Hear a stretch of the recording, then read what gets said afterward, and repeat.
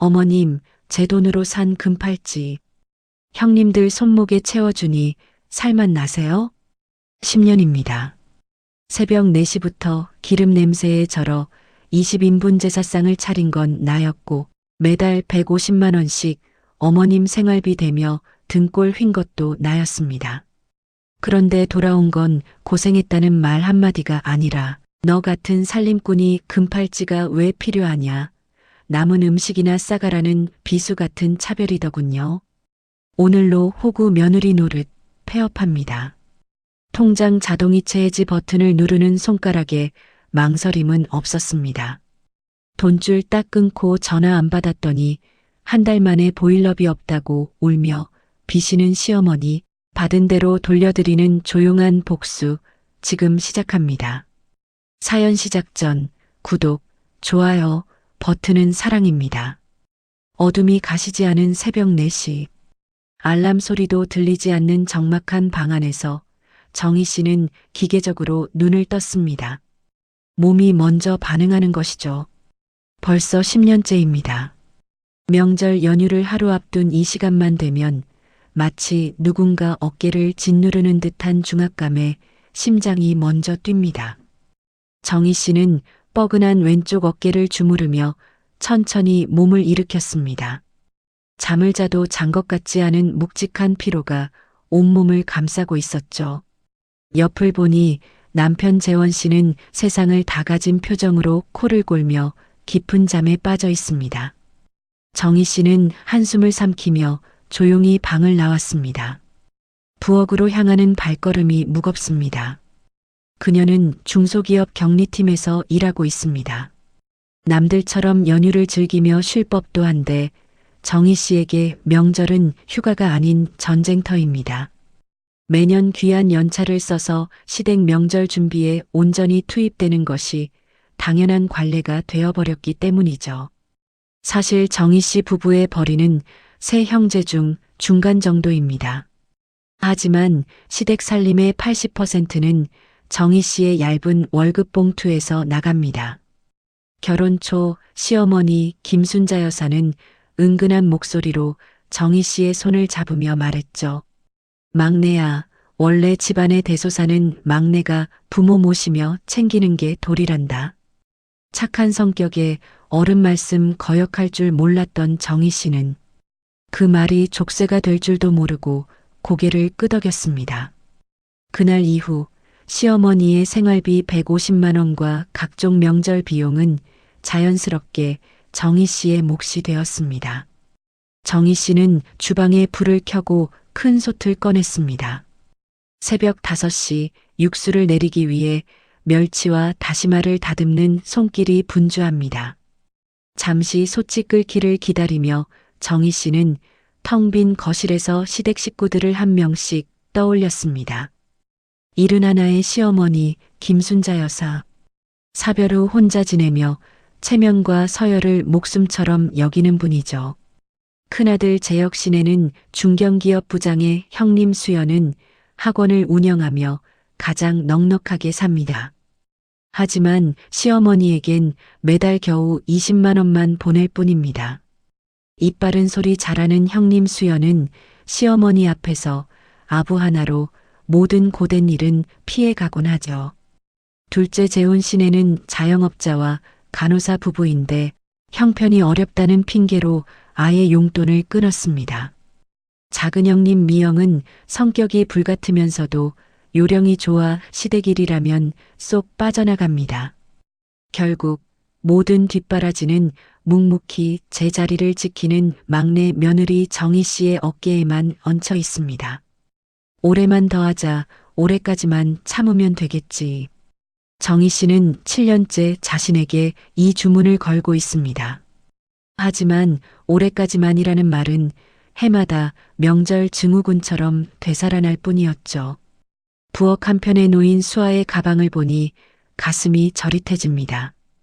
8살이 된 딸 수아는 명절만 되면 엄마가 시댁으로 사라지는 것에 익숙해져 버렸습니다. 어제 저녁 짐을 챙기던 정희 씨를 보며 수아가 물었죠. 엄마, 이번 설날에는 우리 집에서 나랑만 같이 놀면 안 돼? 할머니 집에 꼭 가야 해? 그 말은 정희 씨의 가슴에 날카로운 못이 되어 박혔습니다. 제대로 대답해주지 못한 채 수아를 재웠던 미안함에 정희 씨의 눈시울이 붉어집니다. 정희 씨는 서둘러 외투를 챙겨 입고 집을 나섰습니다. 새벽 시장의 차가운 공기가 폐부 깊숙이 들어왔습니다.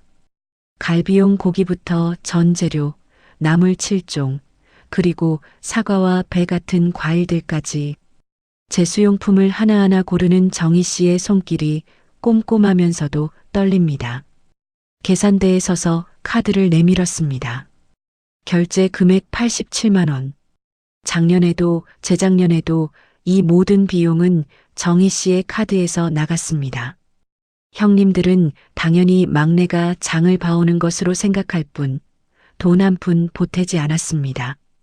무거운 장바구니를 차에 실으며 정희 씨는 친정 엄마에게 전화를 걸었습니다.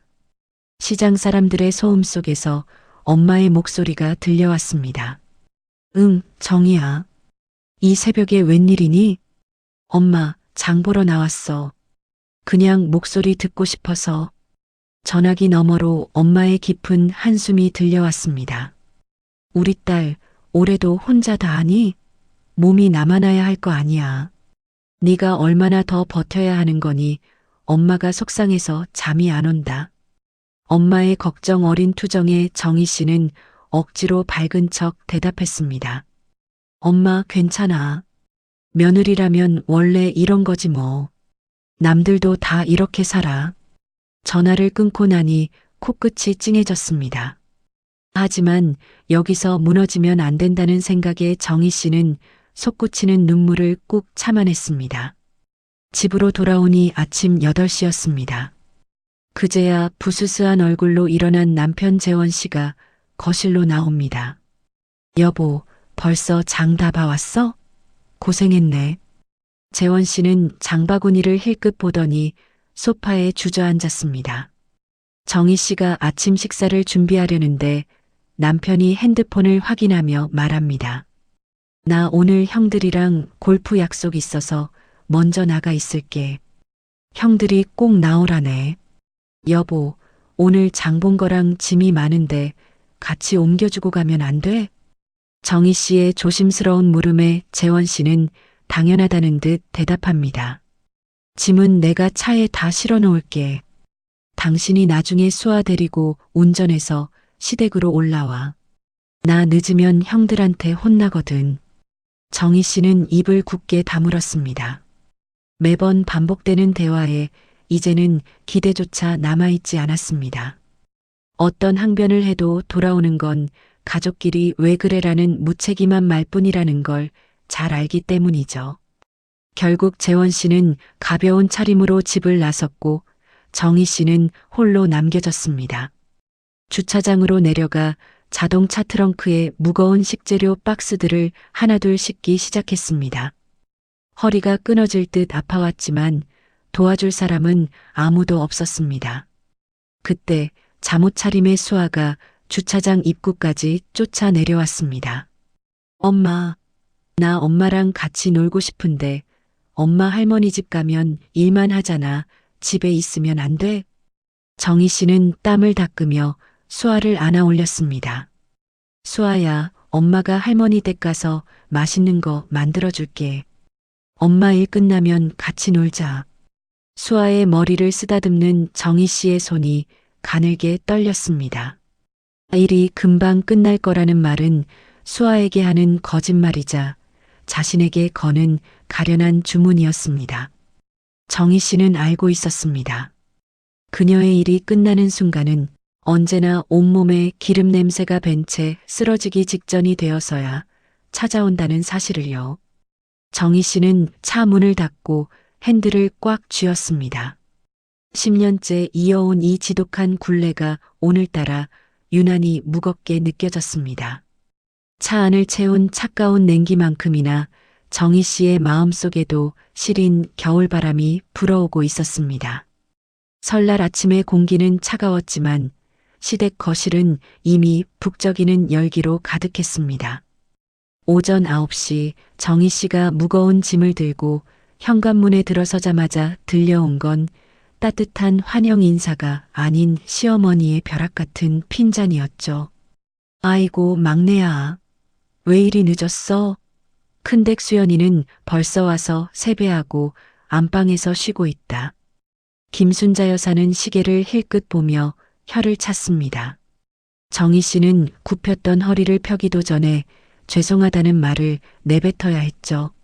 하지만 안방 문틈으로 슬쩍 보인 큰형님 수연은 과일 하나 깎지 않은 채 침대에 비스듬히 누워 스마트폰만 보고 있었습니다. 정희 씨는 외투를 벗을 틈도 없이 앞치마를 둘렀습니다. 그때부터 정희 씨의 고독한 사투가 시작되었죠. 혼자서 감당해야 할 음식은 무려 20인분. 동태전, 육전, 호박전, 깻잎전, 김치전까지 5종류의 전을 부치고 잡채와 나물 7종을 무쳐야 했습니다. 거기에 갈비찜을 안치고 떡국 육수를 끓이며 식혜와 수정과까지 챙기는 건 오로지 정희 씨 한 사람의 몫이었죠.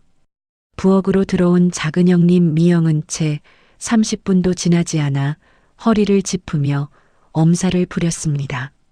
동서, 나 요즘 허리 디스크가 도져서 오래 서 있으면 안 된대. 미안해서 어쩌지? 거실에서 애들이랑 윷놀이라도 좀 봐줘야겠어.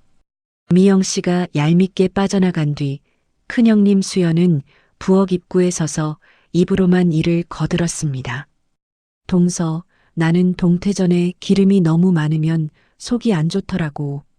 그러니까 내 건 좀 더 바삭하고 담백하게 부쳐줘. 알았지? 수연은 기름 한 방울 묻히지 않은 손으로 주문만 던지고는 다시 안방으로 사라졌습니다. 지글지글 전 익어가는 소리와 함께 부엌은 매캐한 기름 연기로 가득 찼습니다. 연속으로 전을 뒤집던 정희 씨의 손등 위로 뜨거운 기름 한 방울이 툭 튀어 올랐죠. 아! 짧은 비명과 함께 정희 씨가 손등을 감싸 쥐었지만 거실에서 들려오는 웃음소리에 묻혀 아무도 부엌으로 달려오지 않았습니다. 정희 씨는 붉게 부풀어 오르는 손등을 찬물에 식히며 입술을 깨물었습니다. 따가운 화상 자국보다 더 아픈 건 이 부엌에 오직 자신만이 고립되어 있다는 지독한 외로움이었습니다.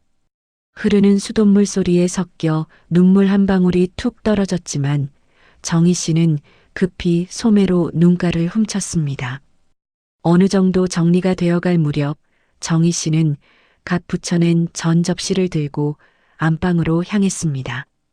안방 문을 열려던 순간 열린 문틈 사이로 믿기지 않는 광경이 펼쳐졌죠.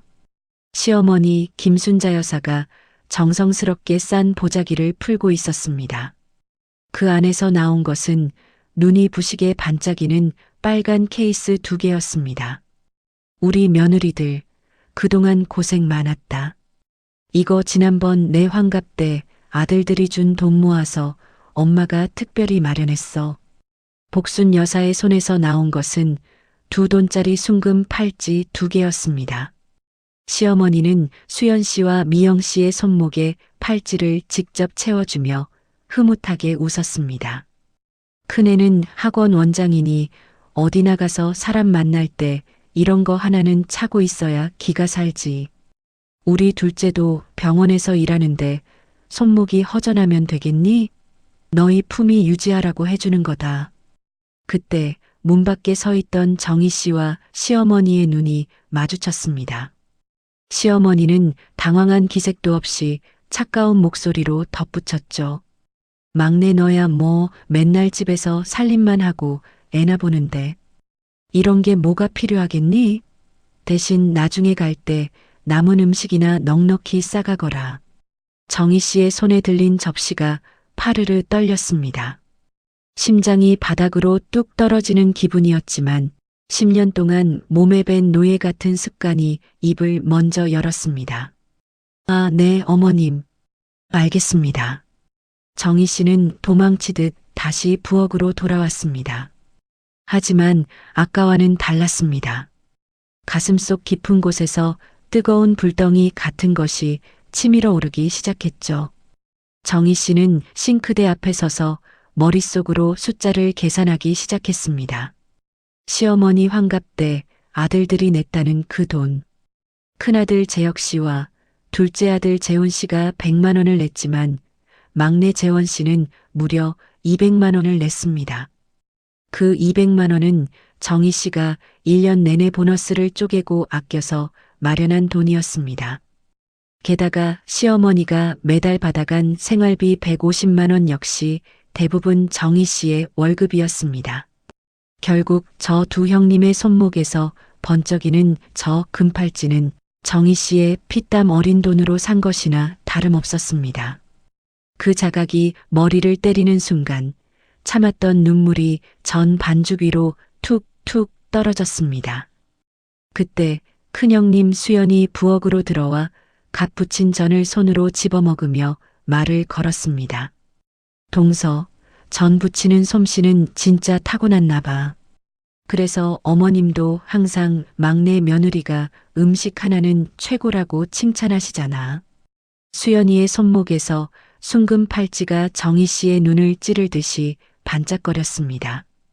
작은 형님 미영이도 다가와 팔을 흔들며 은근히 자랑을 늘어놓았죠. 동서, 나 이거 좀 봐봐. 너무 예쁘지? 어머님이 우리 고생한다고 큰 마음 먹고 해주셨네. 동서 것도 나중에 해주시겠지 뭐. 정희 씨는 주먹을 꽉 쥐고 억지 미소를 지었습니다. 네 형님, 정말 예쁘네요. 거실에서는 남편 재원 씨가 형들과 TV를 보며 크게 웃고 있었습니다. 재원 씨는 부엌 쪽으로 고개도 돌리지 않은 채 소리쳤죠. 여보, 전 아직 더 안 나와? 형들이 출출하다는데 좀 빨리빨리 해봐. 자신이 사랑해서 선택한 남편조차 이 지독한 노동을 당연하게 여기고 있다는 사실에 정희 씨는 가슴이 허물어지는 것 같았습니다. 저녁 식사 시간이 되자 20인분의 상이 화려하게 차려졌습니다. 가족들은 정희 씨가 하루 종일 불 앞에서 흘린 땀은 안중에도 없다는 듯 폭풍 흡입을 시작했습니다. 어머님, 역시 우리 집 음식은 어머님 손맛이 들어가서 그런지 최고예요.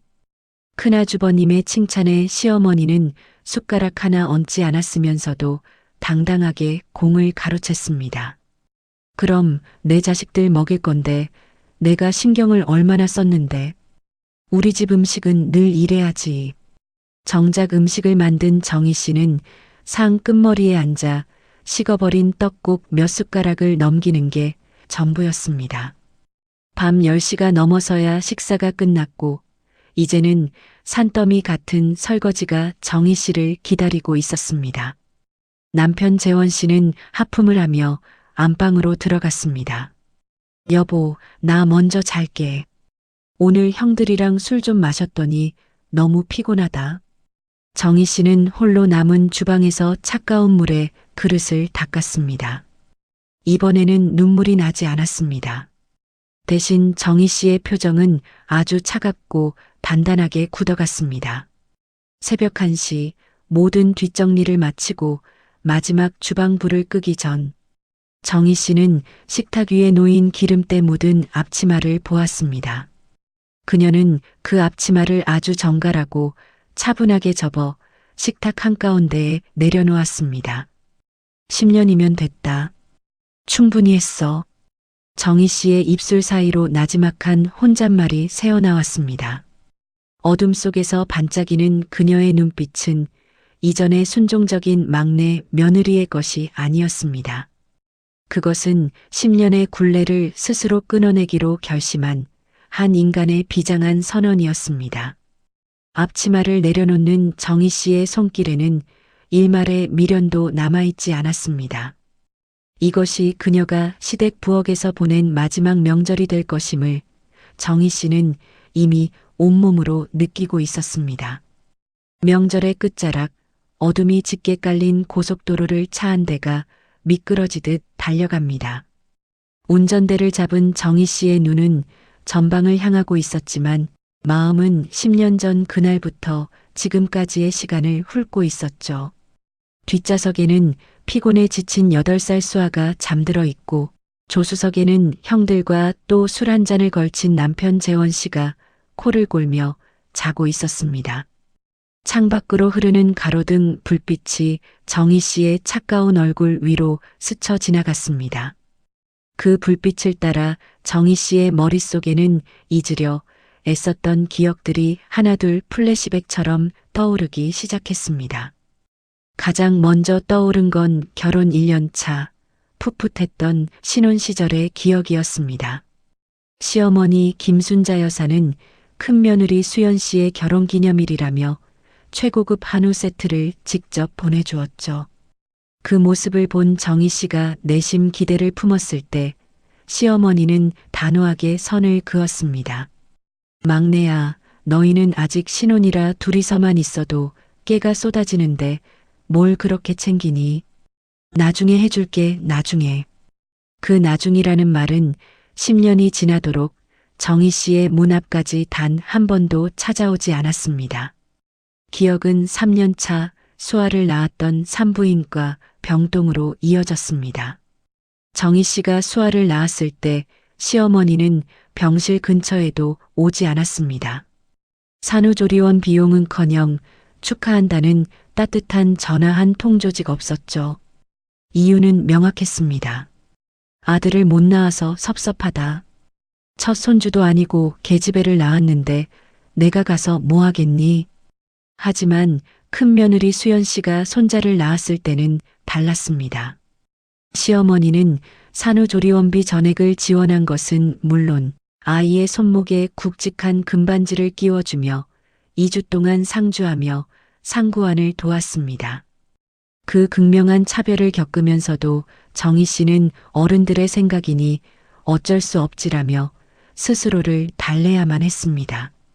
기억의 파편은 5년 전 시아버지의 장례식장으로 거슬러 올라갔습니다. 3일장 내내 부엌을 지키며 문상객 500명의 식사를 책임진 건 오로지 정희 씨와 그녀의 친정 엄마뿐이었습니다. 큰 며느리 수연 씨는 장남 며느리로서 접객을 해야 한다며 상주 옆에서 우아하게 손님만 맞았고 작은 며느리 미영 씨는 애가 어려서 밤엔 집에 가야 한다며 하루만 얼굴을 비쳤습니다. 장례가 끝난 후 정산된 비용의 60% 이상을 정희 씨 부부가 감당했다는 사실을 시어머니는 모른 척했습니다. 아니, 알면서도 당연하게 여겼습니다. 7년 전 시어머니가 담낭 수술로 입원했을 때도 마찬가지였습니다. 정희 씨는 2주간 회사에 연차를 내고 병원 간이 침대에서 잠을 자며 시어머니의 대소변을 받아냈습니다. 큰 며느리는 바쁘다는 핑계로 하루 30분 면회로 생색을 냈고 작은 며느리는 이틀에 한 번 과일 바구니만 던져두고 갔죠. 퇴원하던 날 시어머니는 큰 며느리의 손을 잡으며 말했습니다. 아이고 수연아. 바쁜데 와줘서 정말 고맙다. 역시 큰애가 최고야. 그리고 짐을 싸던 정희 씨에게는 무심하게 한마디를 던졌을 뿐입니다. 막내야 수고했다. 가는 길에 우리 집 들러서 밀린 빨래 좀 더 해놓고 가라. 정희 씨의 손등에 화상 자국이 선명하게 보였을 텐데도 시어머니는 눈길조차 주지 않았습니다. 결정적인 순간은 작년 추석이었습니다. 시어머니가 큰 며느리의 학원 확장 자금으로 500만 원을 선뜻 내주었다는 사실을 알게 된 날이었죠. 그 돈은 정희 씨가 매달 시어머니에게 보낸 생활비에서 한 푼, 두 푼 아껴 모인 돈이었습니다. 참다 못한 정희 씨가 어머님, 그 돈은 제가 생활비로 드린 건데라며 말을 꺼내자 시어머니는 오히려 큰 소리를 쳤습니다. 큰 며느리 사업한다는데 시어머니가 도와줘야지. 넌 뭐 따로 돈 쓸 데라도 있니? 그달 정희 씨는 수아의 학원비가 모자라 친정 엄마에게 고개를 숙이고 돈을 빌려야만 했습니다. 운전대를 잡은 정희 씨의 눈가에 뜨거운 기운이 서렸습니다. 이 모든 파편을 하나로 이어보니 하나의 거대한 패턴이 보였습니다. 시어머니에게 자신은 가족이 아니었습니다.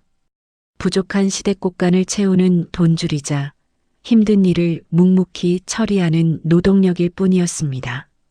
필요할 때는 찾고 생색낼 때는 외면당하는 기능적 존재. 정희 씨는 조수석에서 편하게 자고 있는 남편 재원 씨를 힐끗 보았습니다. 그는 나쁜 사람은 아니었습니다. 하지만 어머니의 그 지독한 편애를 알면서도 방관해온 무심한 막내 아들이었습니다. 원래 우리 엄마가 좀 옛날 분이라 그래. 여보, 당신이 좀 참아. 그 말로 정희 씨의 고통을 덮어버리고 자신의 평화를 유지해온 남편. 정작 가장 큰 상처를 준 사람은 시어머니였지만 가장 서운한 사람은 바로 옆에 있는 이 남자였습니다. 집에 도착하자마자 정희 씨는 잠든 수아를 방에 눕히고 조용히 베란다로 나갔습니다. 그리고 친정 엄마에게 전화를 걸었습니다. 엄마. 목소리를 내자마자 울음이 터질 것 같아 정희 씨는 입술을 꽉 깨물었습니다. 이번에는 괜찮아라는 거짓말이 나오지 않았습니다. 금팔찌 이야기를 전해 들은 친정 엄마는 한참 동안 말이 없었습니다. 전화기 너머로 들려오는 건 엄마의 젖은 숨소리뿐이었죠. 우리 딸 10년 동안 그 지옥 같은 곳에서 참느라 정말 고생 많았다. 엄마의 목소리가 떨리고 있었습니다. 이제 됐다. 이제 좀 내 자신을 위해서 살아라. 엄마는 네가 어떤 결정을 내려도 뭐라 안 한다. 네가 먼저 행복해야 수아도 행복한 거야. 엄마의 그 한마디에 정희 씨는 처음으로 소리내어 울었습니다. 베란다 바닥에 주저앉아 10년치 서러움을 쏟아내고 나니 신기하게도 가슴속에 차가운 결의가 솟구쳤습니다. 거실로 들어온 정희 씨는 잠에서 깨 거실로 나온 남편과 마주 앉았습니다. 당신 금팔찌 알지? 어머님이 형님들한테만 해주신 거. 재원 씨는 텔레비전을 켜며 심드렁하게 대답했습니다. 에이, 엄마가 원래 좀 생각이 짧으셔. 너무 서운해하지 마. 내가 나중에 돈 벌어서 더 좋은 거 사줄게. 정희 씨의 눈빛이 싸늘하게 식었습니다. 사줄 게가 아니잖아. 당신 엄마가 내 돈으로 산 팔찌를 형수들한테만 줬다고. 나는 남은 음식이나 싸가라고 무시당했는데 그게 말이 된다고 생각해? 그래도 어머님인데 어떻게 자식된 도리로 참아야지. 재원 씨의 무책임한 그 한마디. 정희 씨는 더 이상의 대화를 포기했습니다. 그녀는 말없이 서재로 들어가 책상 앞에 앉았습니다. 그리고 서랍 깊숙이 넣어두었던 낡은 가계부를 펼쳤습니다. 지난 10년 동안 시댁을 위해 썼던 금액들을 하나하나 합산하기 시작했습니다. 계산기를 두드리는 정희 씨의 손가락이 점점 빨라졌습니다. 기억 속의 숫자들을 더하고 또 더할 때마다 정희 씨의 눈은 경악으로 커졌습니다. 화면에는 아직 그 숫자가 비치지 않았지만 정희 씨는 자신의 청춘과 피땀이 녹아든 그 엄청난 액수를 마주하고 있었습니다. 10년 정말 충분히 했어. 가계부를 덮는 정희 씨의 표정은 그 어느 때보다 단호하고 냉정했습니다. 이제 호구 며느리로 살았던 서정이라는 이름의 장부는 마감될 시간이었습니다. 어두운 방 안에서 정희 씨의 눈빛만이 차갑게 번뜩이고 있었습니다. 명절이 지나고 일주일이 흘렀습니다. 세상은 다시 평온한 일상으로 돌아온 듯 했지만 정희 씨의 마음은 그 어느 때보다 차갑고 명료하게 가라앉아 있었죠. 분노로 소리를 지르거나 펑펑 울며 하소연하던 예전의 그녀가 아니었습니다. 정희 씨는 거실 식탁 앞에 앉아 노트북 화면을 응시했습니다. 화면에는 지난 10년간 시댁을 위해 쏟아부은 돈들이 엑셀 파일로 정연하게 정리되어 있었죠. 그녀는 마우스 휠을 천천히 내리며 숫자를 하나씩 짚어나갔습니다. 매달 보낸 생활비와 용돈 150만 원이 120개월 동안 쌓여 1억 8천만 원. 설과 추석 1년에 2번 있는 명절 비용이 한 번에 150만 원씩 20회면 3천만 원. 거기에 시아버지 장례 비용 분담금 2천만 원. 시어머니 담낭 수술비와 간병하느라 쓰지 못한 연차 등 손실 소득을 합쳐 800만 원. 시어머니 환갑잔치 비용 500만 원.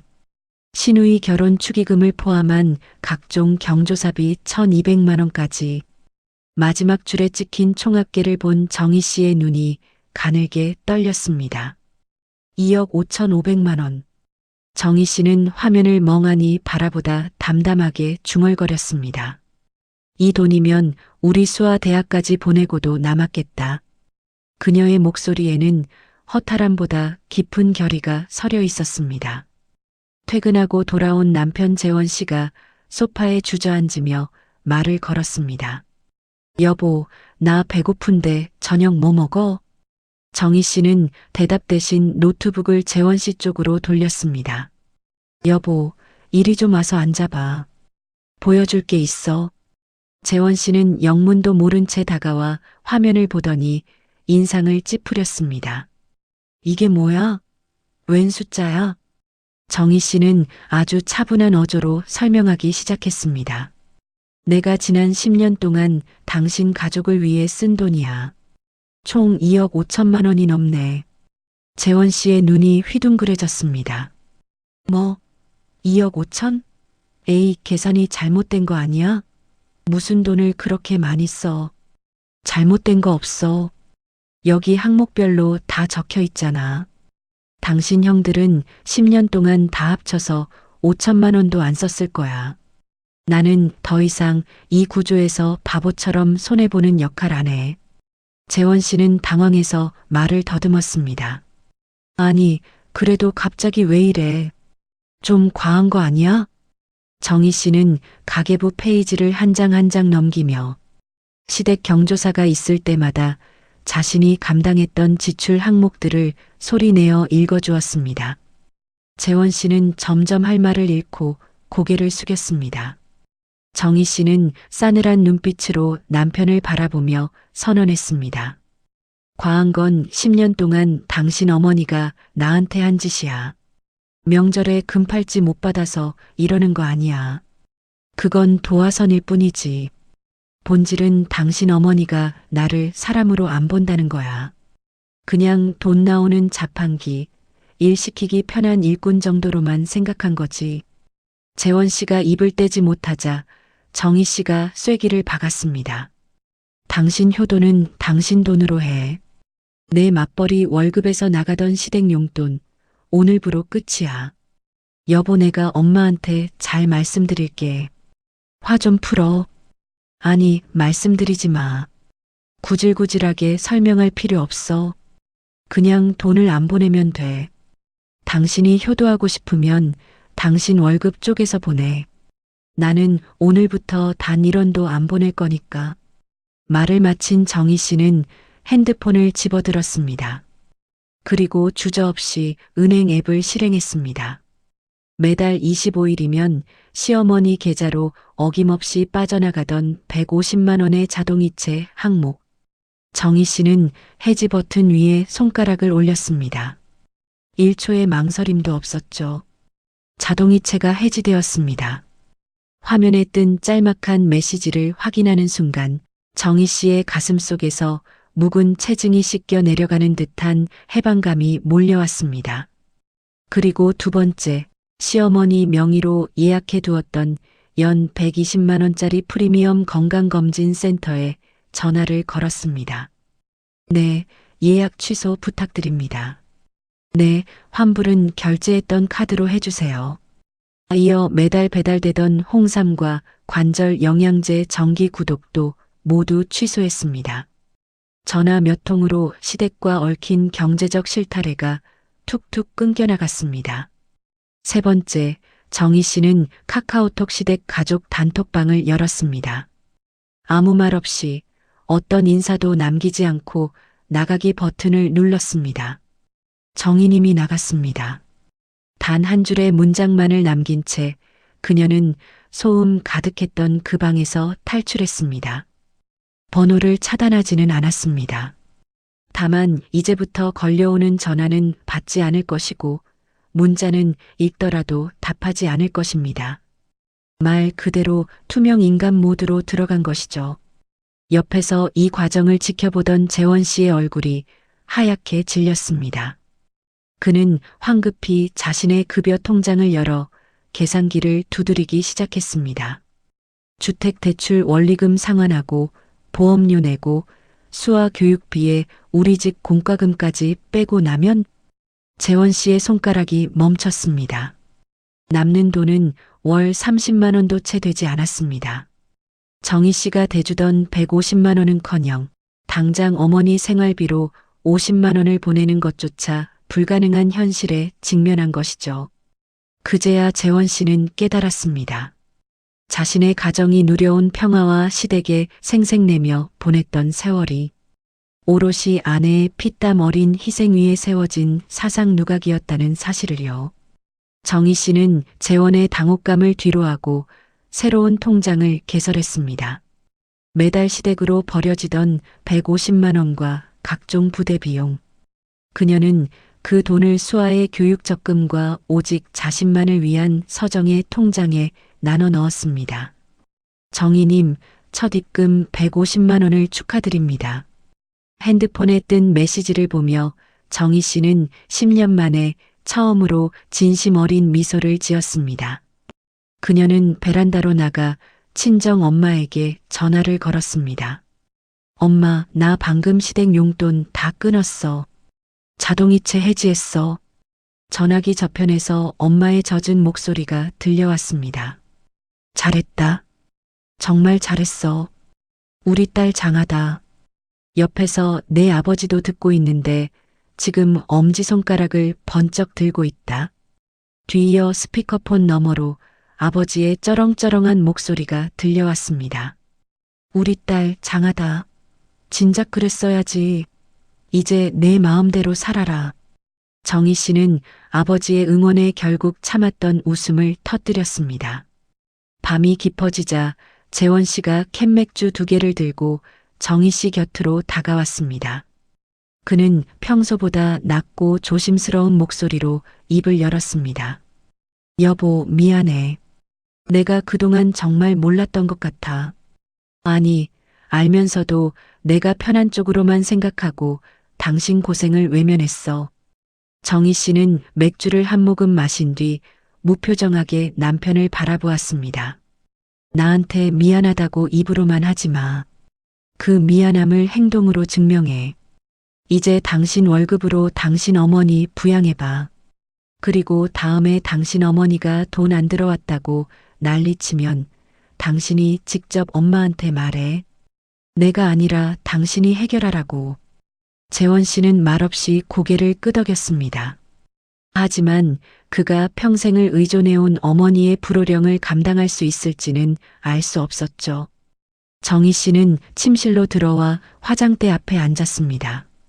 거울 속에 자신과 눈을 맞춘 뒤 시선을 내려 손등을 보았습니다. 설날에 튀었던 뜨거운 기름 화상 자국이 아직도 붉게 남아 있었습니다.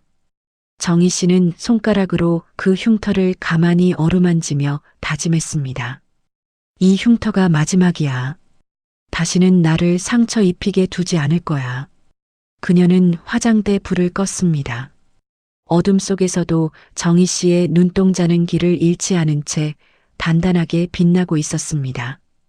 길고 고통스러웠던 10년의 호구 생활이 끝나고 그녀의 인생이 다시 시작되는 첫날 밤이었습니다.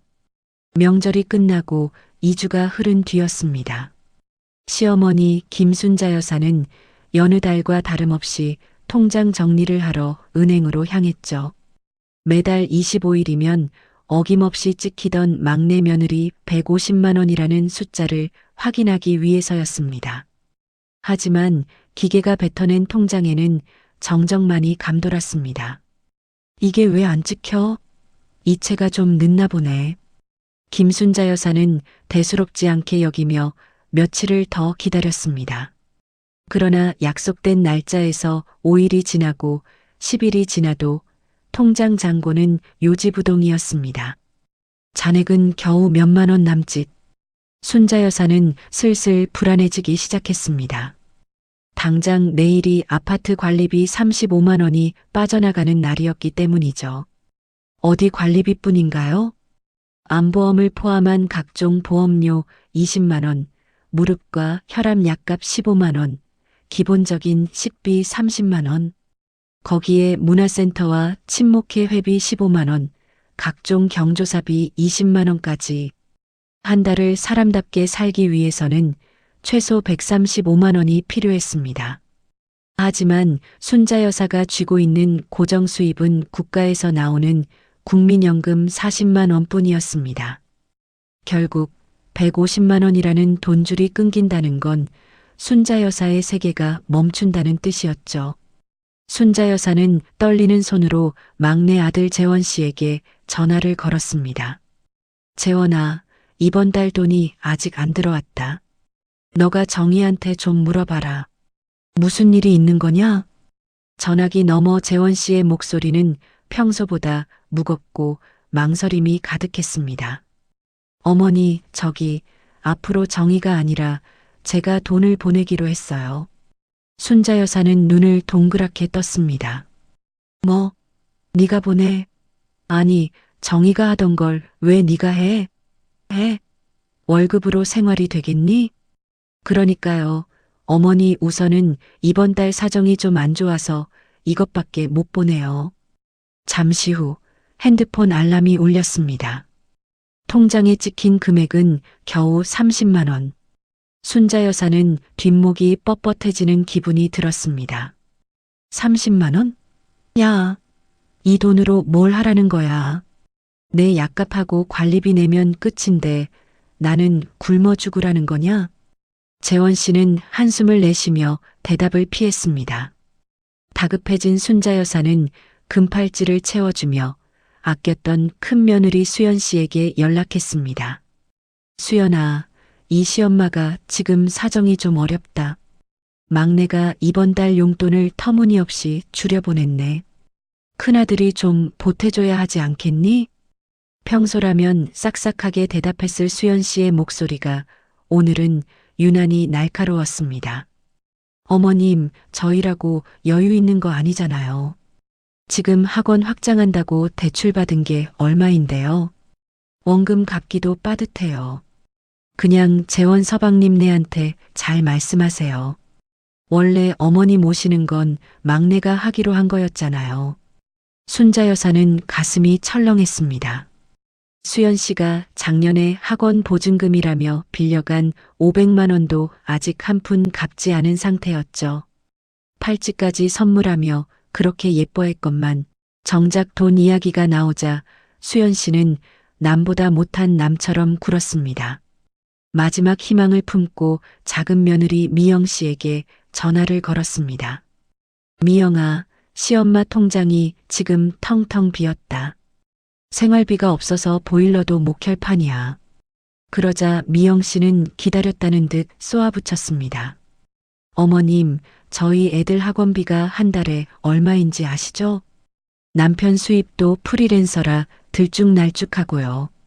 그리고 팔찌는 저희 고생한다고 선물로 주신 거잖아요. 생활비는 원래 하던 정희동서한테 받으셔야죠. 왜 저한테 그러세요? 순자 여사는 멍하니 핸드폰을 내려다보았습니다. 자신이 가장 귀하게 여기고 기품 있어야 한다며 팔찌를 채워줬던 두 며느리의 본색. 그들은 순자 여사를 존경한 것이 아니라 막내 며느리가 차려놓은 밥상에서 생색만 내고 있었던 것이죠. 그날 이후 순자 여사의 삶은 처참하게 무너졌습니다. 회비를 못 내서 한 달 동안 다니던 문화센터를 결석했습니다.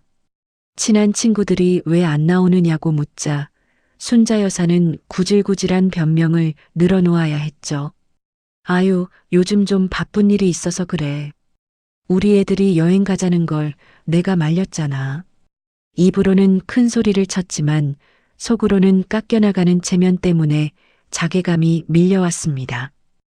마트에 장을 보러 가서도 예전처럼 한우 코너에는 눈길도 주지 못했습니다. 유통기한 임박한 할인 코너에 돼지고기 팩을 들고 서 있는 자신의 모습이 그렇게 초라할 수 없었죠. 결정타는 현관문에 붙은 관리비 연체 고지서였습니다. 평생 남의 돈 떼먹지 않고 당당하게 살아왔다고 자부했는데 난생 처음 연체 고지서를 받자 가슴이 벌렁거렸습니다. 기름값이 아까워 보일러를 끄고 전기장판 하나로 겨울을 버텼습니다. 밤마다 시린 무릎과 허리 통증 때문에 잠을 이룰 수 없었죠. 추위에 떨며 어둠 속에 누워 있자니 문득 큰며느리 수연 씨에게 전화를 걸었던 기억이 났습니다. 수연아, 그래도 명절 때 음식 준비는 네가 좀 도와줘야지. 막내 며느리 혼자 고생이 많잖니. 그때 수연 씨는 코방귀를 뀌며 대답했죠. 어머님, 저 그런 거 할 줄 몰라요. 원래 막내 동서가 하던 건데 뭘 새삼스럽게 그러세요. 그리고 이번 추석은 저희 친정 식구들이랑 해외여행 가기로 했어요. 작은 며느리 미영이 역시 한술 더 떴습니다. 어머님, 저 그때쯤 병원 당직이에요. 못 가요. 순자 여사는 환갑 이후 처음으로 혼자 밥상을 차렸습니다. 냉장고를 뒤져봐도 예전에 정희 씨가 명절 때마다 한가득 만들어 놓고 간 반찬들은 이미 바닥이 나 있었습니다. 텅 빈 냉장고처럼 순자 여사의 마음도 시렸습니다. 밤마다 혼자 TV를 보던 순자 여사의 머릿속에 명절마다 새벽같이 일어나 부엌대기 노릇을 하던 정희 씨의 모습이 어른거렸습니다. 그때는 당연한 것이라 생각했습니다. 막내니까, 착하니까, 손이 빠르니까. 하지만 정희 씨가 자리를 비우고 돈줄이 마르고 나니 그 말도 안 되는 노동과 희생이 얼마나 거대한 것이었는지 비로소 피부로 느끼기 시작했습니다. 하지만 순자 여사는 아직도 고집을 꺾지 않았습니다. 내가 뭘 그렇게 잘못했다고 이 난리야. 괘씸한 것들. 오기가 생겨 씩씩거리던 순자 여사는 아들 재원 씨의 전화를 받았습니다. 재원 씨는 형들에게 생활비를 나누자고 제안했지만 결과는 참담했죠. 큰형 재혁 씨는 원래 너가 모시는 거였으니 끝까지 해라라며 선을 그었고 둘째 재훈 씨는 미영이가 난리라 도저히 안 된다며 전화를 끊어버렸습니다. 재원 씨는 처음으로 형들의 이기심에 치를 떨며 분노했습니다. 그 밤 순자 여사는 결국 정희 씨에게 전화를 걸었습니다. 통화음이 길게 이어졌지만 정희 씨는 받지 않았습니다. 순자 여사는 떨리는 손으로 문자를 한 줄 남겼습니다. 정희야, 전화 좀 해라. 어머니가 할 말이 있다. 그 시각 정희 씨는 핸드폰 화면에 뜬 시어머니의 문자를 물끄러미 바라보았습니다. 그리고는 조용히 핸드폰을 뒤집어 식탁 위에 놓았습니다. 정희 씨는 옆에서 방긋 웃고 있는 딸 수아에게 동화책을 읽어주기 시작했습니다. 엄마, 오늘 기분 좋아 보여. 떡볶이도 해주고 같이 놀아줘서 너무 좋아. 정희 씨는 수아의 머리를 쓰다듬으며 부드럽게 대답했습니다. 응, 수아야. 엄마 요즘 좀 기분 좋아. 이제 엄마가 수아 옆에 계속 있을게. 정희 씨의 목소리는 시어머니의 세계가 무너지는 소리와는 대조적으로 그 어느 때보다 평온하고 따뜻했습니다. 순자 여사의 독백만이 어두운 거실에 공허하게 울려 퍼지고 있었습니다. 설 연휴가 지나고 한 달이 넘어가는 시점이었죠. 시어머니 순자 여사의 핸드폰은 연일 뜨겁게 달궈져 있었습니다. 그 대상은 오직 한 사람, 막내 며느리 정희 씨였습니다. 첫째 주 순자 여사는 자존심을 챙기느라 하루에 한두 통만 전화를 걸었습니다. 연결되지 않는 신호음 끝에 정희 씨가 전화를 받지 않자 순자 여사는 아들 재원 씨를 들볶기 시작했죠. 재원아, 정희가 왜 내 전화를 안 받니? 번호가 바뀐 것도 아닐 텐데. 재원 씨는 난감한 표정으로 어설픈 변명을 늘어놓았습니다. 어머니, 정이 요즘 회사 일이 너무 많아서 그래요. 바빠서 그럴 거예요. 둘째 주가 되자 순자 여사의 인내심은 바닥을 드러냈습니다. 전화 횟수는 하루 3통, 5통으로 늘어났고 문자의 내용도 점점 구질구질해졌죠. 정이야, 바쁘구나. 시간 되면 전화 좀 해라. 답장이 없자 문자의 수위는 점점 높아졌습니다. 정이야, 어머니가 몸이 좀 아픈데 전화 한 번만 주면 안 되겠니? 급기야는 실질적인 문제까지 터졌습니다. 보일러가 고장났는데 어떻게 하면 되니? 집이 너무 춥구나. 이 문자를 본 정희 씨는 10년의 습관처럼 당장이라도 달려가고 싶었지만 마음을 굳게 먹었습니다. 그녀는 말 한마디 없이 보일러 AS 업체의 번호만 문자로 띡 보냈습니다. 그것이 정희 씨가 보낸 유일한 응답이었죠. 셋째 주 참다 못한 순자 여사가 직접 정희 씨네 집으로 쳐들어오겠다고 선언했습니다. 이번엔 남편 재원 씨가 집 앞까지 마중 나가 어머니를 막아섰습니다. 어머니, 지금 오시면 안 돼요. 정희가 아직 어머니 뵐 준비가 안 됐어요. 순자 여사는 기가 막힌다는 듯 길길이 날뛰었습니다. 아니, 무슨 준비? 내가 내 며느리 집에 가는데 무슨 준비가 필요해? 항상 온순하던 재원 씨가 처음으로 어머니를 향해 목소리를 높였습니다. 어머니, 정희가 그동안 많이 상처받았어요. 정희한테도 시간이 필요하다고요. 아들의 생경한 모습에 순자 여사는 멍하니 입을 벌린 채 발길을 돌려야만 했습니다. 넷째 주가 되던 날 정희 씨의 핸드폰에는 그간 쌓인 부재중 전화가 무려 38통이나 찍혀 있었습니다. 순자 여사의 상황은 처참했습니다. 관리비는 밀렸고 보일러 기름은 똑 떨어져 집안은 냉골이었습니다. 전기장판 하나의 의지에 겨울 한파를 버티던 순자 여사는 결국 금팔찌를 차고 나갔던 큰며느리 수연 씨에게 SOS를 쳤습니다. 하지만 돌아온 것은 비정한 현실이었습니다. 수연 씨는 억지로 10만 원을 송금하며 이렇게 말했습니다. 어머님, 저희 사정으로는 이게 최대예요. 애들 학원비가 너무 올라서 저희도 굶을 판이에요. 순자 여사는 그 10만 원이라는 숫자를 보며 눈물을 훔쳤습니다. 그 시각 정희 씨는 완전히 다른 삶을 살고 있었습니다. 매달 시댁으로 흘러가던 150만 원의 여유 자금은 정희 씨와 딸 수아의 웃음꽃이 되었습니다. 주말마다 키즈카페에 가고 박물관을 견학하고 최신 영화를 보며 모녀만의 시간을 즐겼죠. 수아는 엄마의 손을 꼭 잡으며 연신 제잘거렸습니다. 엄마, 우리 요즘 맨날 같이 놀아서 너무 좋아. 엄마가 안 바쁘니까 진짜 좋다.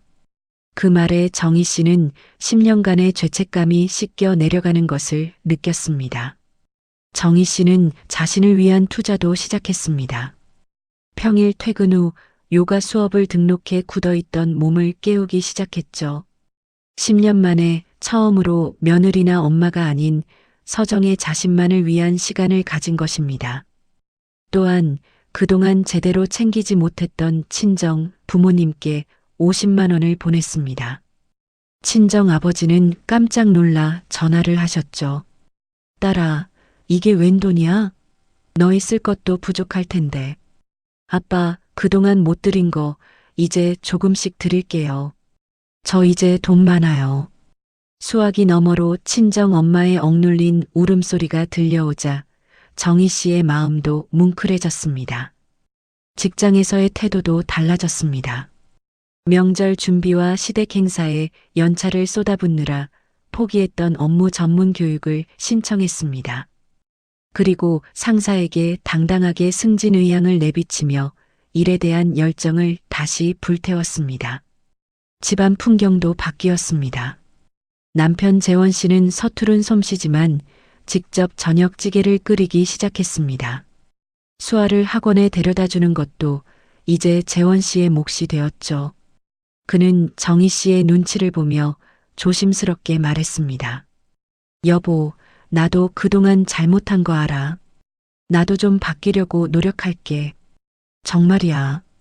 정희 씨는 그런 남편을 보며 속으로 살짝 감동했지만 겉으로는 차가움을 유지했습니다. 말이 아니라 행동으로 보여줘. 그게 진짜인지 아닌지는 내가 지켜볼 거니까. 물론 정희 씨에게도 고비는 있었습니다.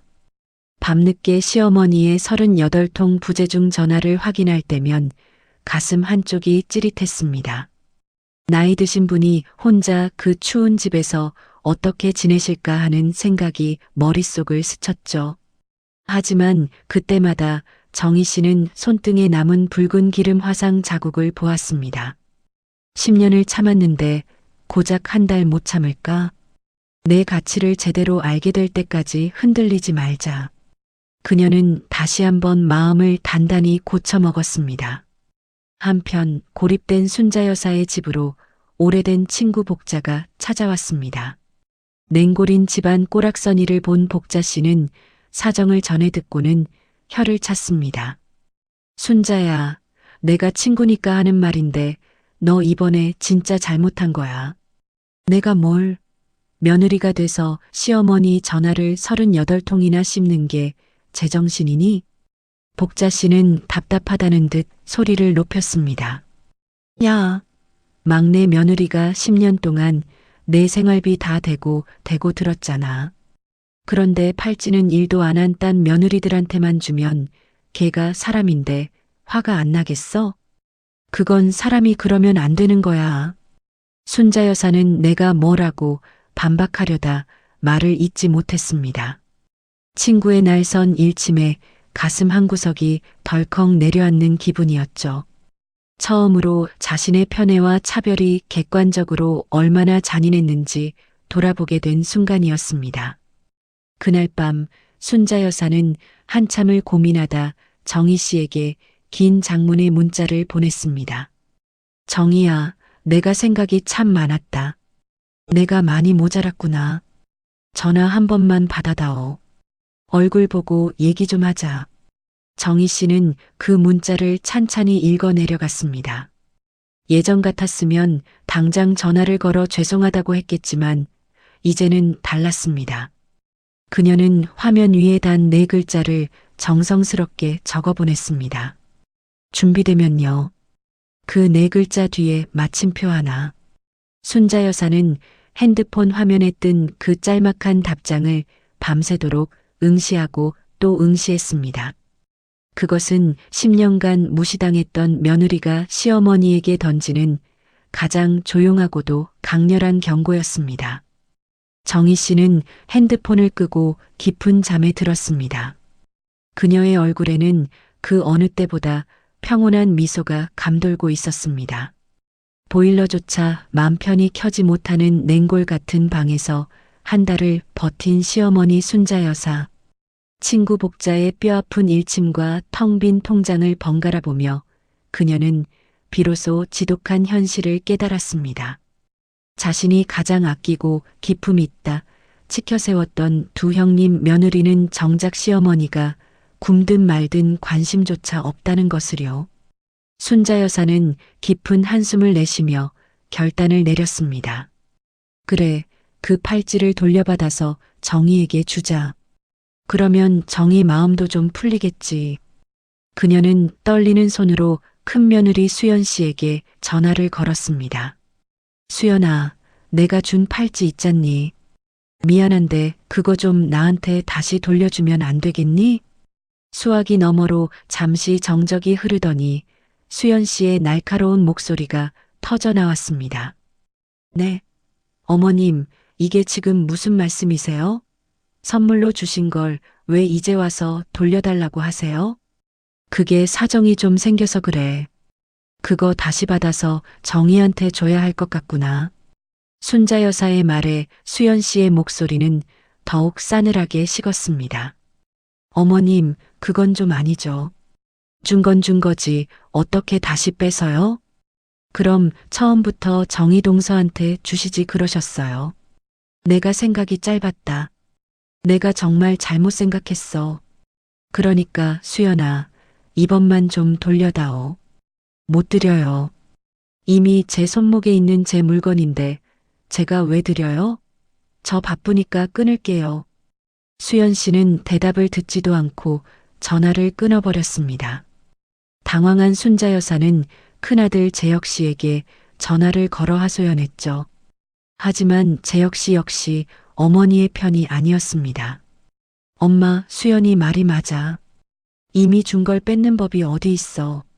재수 씨한테는 내가 나중에 따로 뭐 해줄게. 그러니까 제발 수연이 복지 좀 마. 물론 그 따로 뭐 해줄게라는 말이 빈말이라는 것을 순자 여사도 재혁 씨 자신도 잘 알고 있었습니다. 희망의 끈을 놓지 못한 순자 여사는 둘째 며느리 미영 씨에게 전화를 걸었습니다. 하지만 미영 씨의 대답은 수연 씨보다 훨씬 더 치명적이었습니다. 어머님, 솔직히 말씀드릴게요. 그 팔찌 이미 팔았어요. 순자 여사는 귀를 의심했습니다. 뭐, 내가 준 팔찌를 벌써 팔았다고? 네. 재훈 씨 프리랜서 일 결제해야 하는데 급전이 좀 필요했거든요. 어머님이 주신 건 제 거잖아요. 그걸 쓰든 팔든 제 자유 아닌가요? 순자 여사는 아무 말도 하지 못한 채 전화를 끊고 거실 바닥에 주저앉았습니다.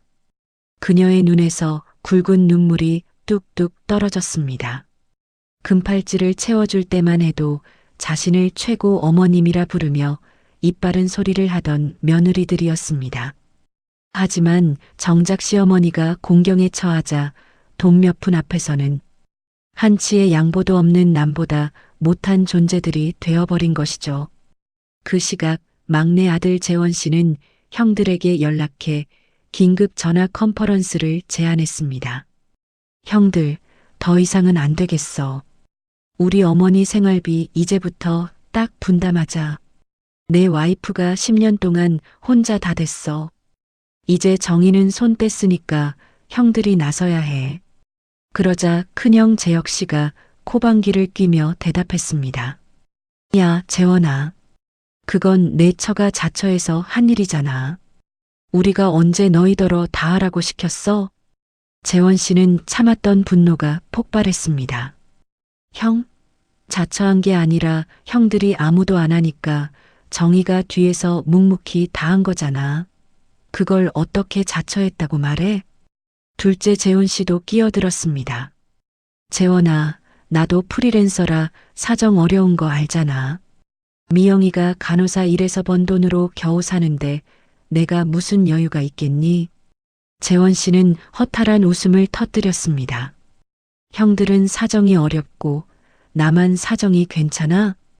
형들이 모르는 게 있는데 내 와이프가 매달 150만 원씩 10년을 시댁에 냈어.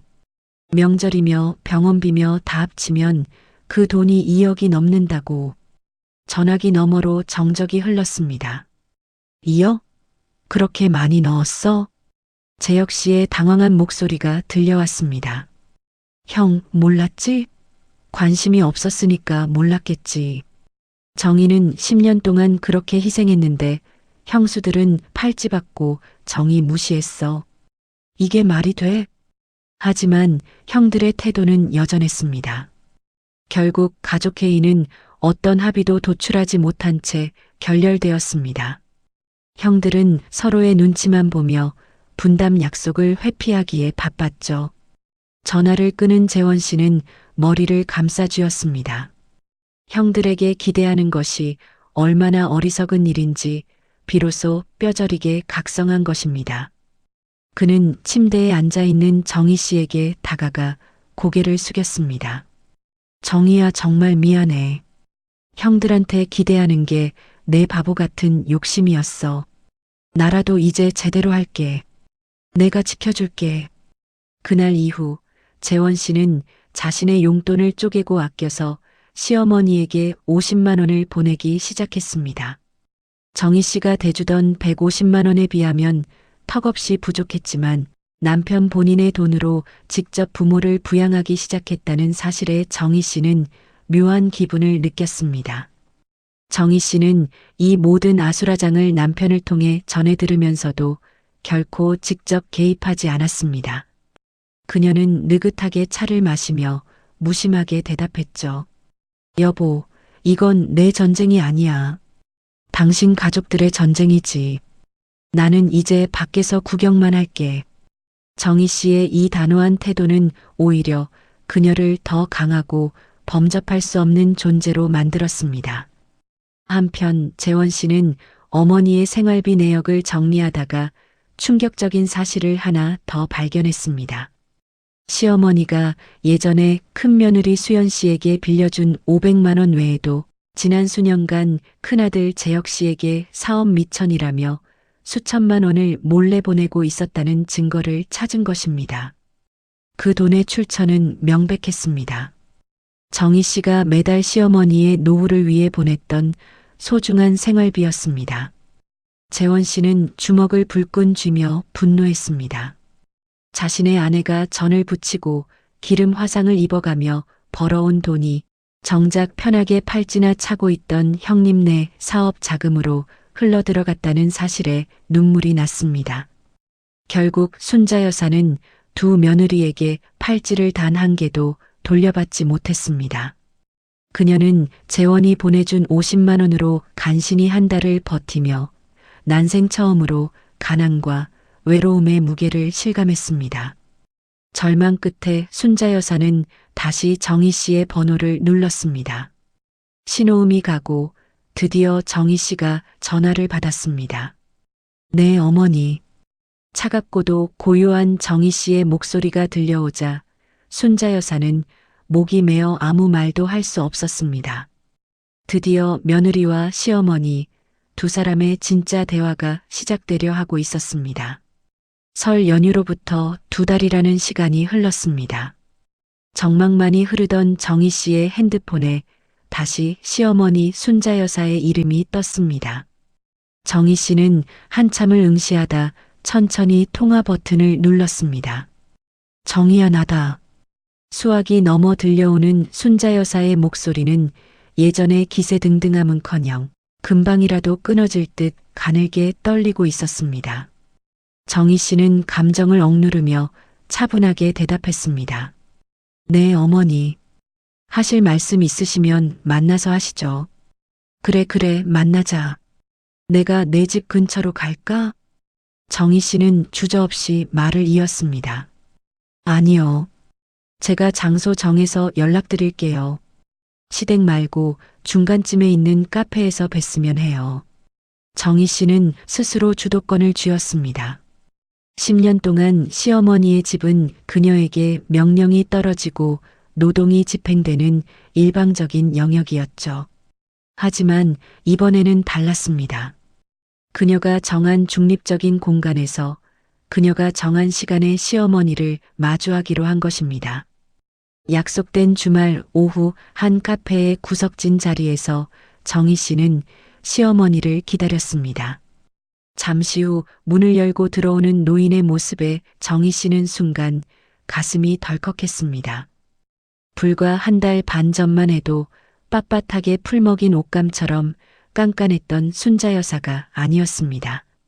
눈에 띄게 수척해진 얼굴에 늘 단정하게 차려입던 코트 대신 빛바랜 오래된 패딩과 낡은 운동화를 신고 있었습니다. 정희 씨는 흔들리는 마음을 다잡으며 자세를 바로잡았습니다.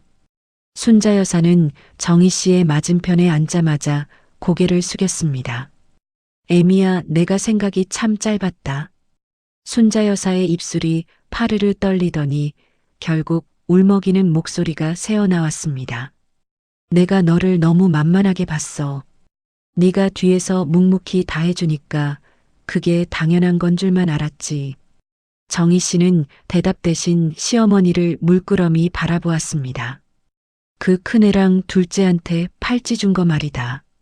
솔직히 그때는 걔니가 바깥에서 일도 크게 하고 사람도 많이 만나니까 시어머니로서 뭐라도 해줘야 기가 산다고 생각했어. 순자 여사는 손수건으로 눈가를 훔치며 말을 이었습니다. 그런데 지나고 보니 아니더라. 너만큼 고생한 며느리가 없는데 내가 제일 미련한 짓을 했어. 정희 씨의 시선이 시어머니의 비어있는 손목에 머물렀습니다. 그 팔찌 다시 뺏어서 넣어주려고 큰애한테 전화했더니 안 준다며 화를 내더라. 둘째는 이미 팔아치웠다지 뭐니. 그게 내 손목에 있어야 할 팔찌였는데 말이다. 순자 여사는 자괴감 섞인 한숨을 내쉬었습니다. 관리비도 못 내고 보일러도 못 켜고 지내보니까 그때야 알겠더라. 그동안 이 집안 돌아가는 게 전부 내 덕이었다는 걸. 그걸 이제야 깨달아서 정말 미안하다. 정희 씨는 차갑게 식은 커피 잔을 어루만지다 조용히 입을 열었습니다. 어머님, 저도 할 말이 있어요. 그녀의 목소리는 단호했지만 그 안에는 10년의 무게가 실려 있었습니다. 저는 10년 동안 이 가족 안에서 제가 사람이 아니라 기능이라고 느꼈어요. 돈 필요할 때 찾는 지갑, 일손 부족할 때 부르는 일꾼. 딱 그 정도였죠. 정희야, 그게 아니라. 아니요, 어머님. 들어주세요. 명절마다 새벽 4시에 일어나서 혼자 20인분 음식할 때 저한테 고맙다거나 애썼다고 말씀하신 적 단 한 번이라도 있으셨나요? 정희 씨의 목소리에 물기가 어리기 시작했습니다. 오히려 전을 더 바삭하게 부쳐라, 갈비가 질기다, 핀잔만 주셨죠. 일이 다 끝나면 고생했다는 말 대신 남은 음식이나 싸가라고 하셨잖아요. 그게 며느리한테 할 대접인가요? 순자 여사는 아무 말도 못한 채 고개를 깊게 숙였습니다. 수아 낳았을 때 아들 아니라고 병원에 오지도 않으셨죠. 저 그때 산후우울증 와서 매일 밤 울면서 수아 전 물렸어요. 그거 아셨나요? 정희 씨의 눈에서 굵은 눈물방울이 툭 떨어졌습니다. 저는 금팔찌가 탐나서 화가 난 게 아니에요. 10년을 제 인생 바쳐서 헌신했는데 돌아온 대접이 고작 호구 며느리였다는 게 제 인생이 너무 가여워서 그랬어요. 정희 씨는 소리 없이 눈물을 흘렸습니다. 그것은 나약한 눈물이 아니라 10년간 억눌려 있던 서러움이 터져나오는 해방의 눈물이었습니다. 한참을 흐느끼는 정희 씨를 보던 순자 여사가 마침내 낮은 목소리로 진심을 털어놓았습니다. 사실은 말이다, 나도 그랬단다. 나도 시집와서 막내 며느리였어. 정희 씨가 눈물을 닦으며 시어머니를 바라보았습니다. 40년 전에 내 시어머니한테 당한 게 너무 커서 그게 그냥 당연한 건 줄 알았어. 막내가 다 짊어지고 형님들 대접하는 게 집안의 질서라고 믿었지. 그게 대물림 되는 건 줄도 모르고 말이야. 순자 여사는 비참한 표정으로 고백했습니다. 내가 너한테 내 상처를 그대로 준 거야. 정말 미안하다. 내가 틀린 거였어. 이 고백은 정희 씨의 마음속에 있던 응어리를 조금은 가라앉게 만들었습니다. 순자 여사 역시 시대의 피해자였고 그 무지를 대물림해온 가련한 노인이었다는 사실이 처음으로 느껴졌기 때문입니다. 정희 씨는 마음을 가다듬고 가방에서 종이 한 장을 꺼냈습니다. 어머님, 저는 이제 예전처럼 무조건 참고 사는 호구 노릇은 안 할 거예요. 하지만 다시 새로운 관계를 맺어볼 생각은 있어요. 대신 몇 가지 조건이 있습니다. 순자 여사는 구원이라도 만난 듯 고개를 끄덕였습니다. 그래, 말해봐라.